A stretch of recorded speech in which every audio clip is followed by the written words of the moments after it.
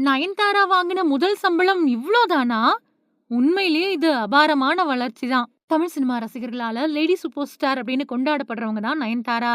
அவங்க தன்னை அப்படி கூப்பிட வேண்டாம் அப்படின்னு சொன்னாலும், ரசிகர்கள் அன்போட மிகுதியால அவங்கள அப்படிதான் கூப்பிட்டுட்டு இருக்காங்க.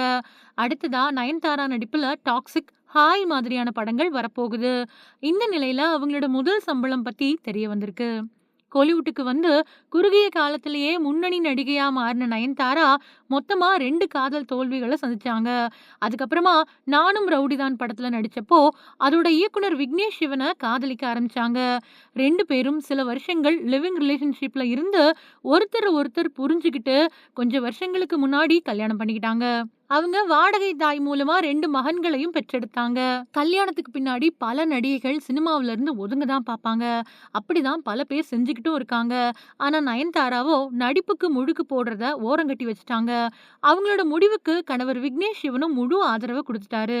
அதன் காரணமா தொடர்ச்சியா திரைப்படங்கள்ல நடிச்சுட்டு வராங்க. இருந்தாலும் பெரிய வெற்றி எதுவுமே கிடைக்கல. இன்னும் ஓப்பனா சொல்லணும் அப்படின்னா, அவங்களோட மார்க்கெட் கொஞ்சம் டல் அடிக்க ஆரம்பிச்சிட்டதாவும் ஒரு பேச்சு ஓடுது. அதே சமயம் முழுக்க மார்க்கெட்ட இழக்கல.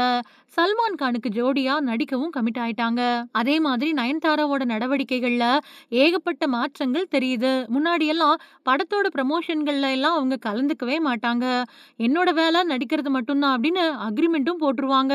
அது பல பேரோட கண்டனத்தையும் சந்திச்சது.